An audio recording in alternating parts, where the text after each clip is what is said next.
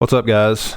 I wanted to bring your attention to something that I recently seen while going through various states' local media, and it comes out of Nebraska. In fact, this is a case involving it's affecting a lot of people in Omaha.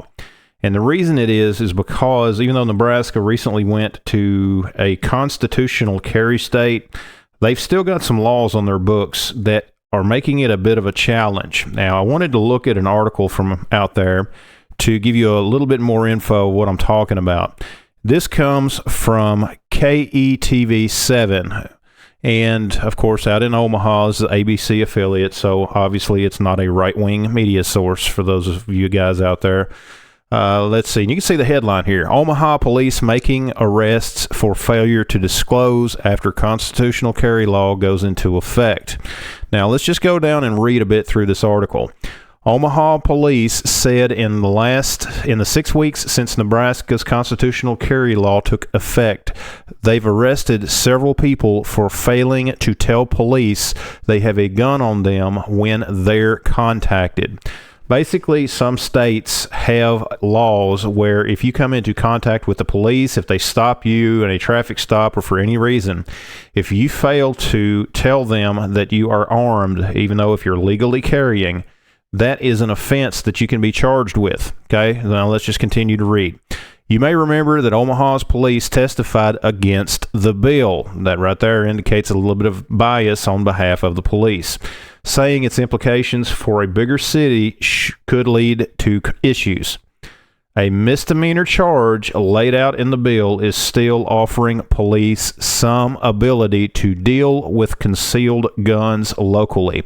And I just want to take a moment on that paragraph, on that sentence, to talk about the bias of this news station. Why is there no concern for the rights of the individual citizen? And we'll talk about that a bit more here in just a few minutes.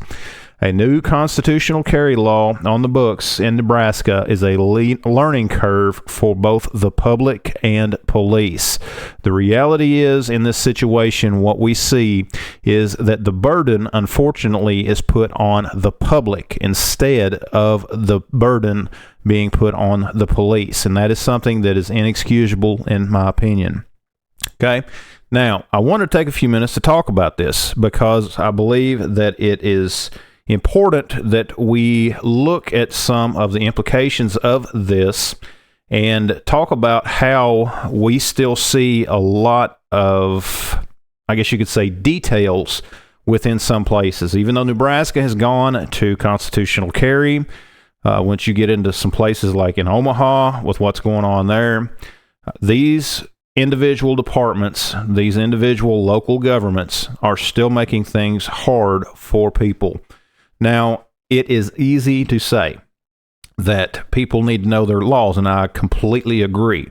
In my opinion, I think that it is a good common courtesy to notify a police officer that you are armed in the event of a traffic stop or anything like that. However, I do not believe there should be any kind of a criminal charge if you do not do so.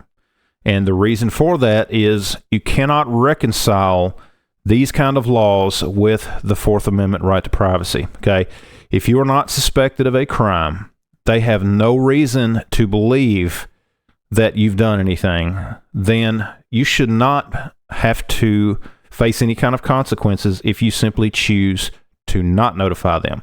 Again, I believe that you should. I believe it's a good courtesy, but at the same time, you should not be criminally charged. And I think that is something that it highlights is the fact that you've got some cops out there that simply, they don't care. They just do what they're told. And at the same time, they're just going to take advantage of just throwing someone under the bus, basically. If you are legally carrying a firearm and for whatever reason, a cop walks up to you, next thing you know, if you don't tell them that you're armed, boom, you're getting charged with a misdemeanor.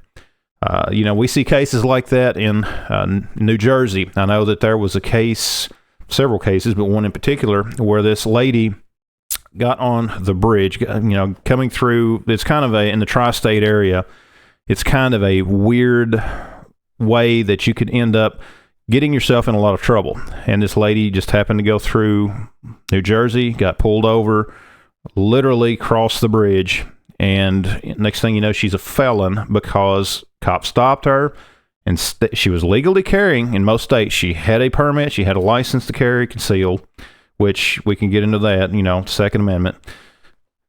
She had a license, but at the same time, she went into New Jersey.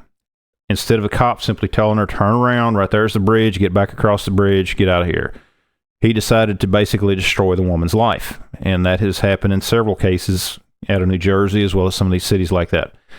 And this is a tragedy. And that is why we need to continue the fight for our rights. But guys, I just wanted to bring this story up just so that you are aware. And, if you live in one of these states that has these laws to where it is, you must notify, I would suggest working against them. That's just personal opinion, because again, I cannot reconcile laws like this with the Fourth Amendment.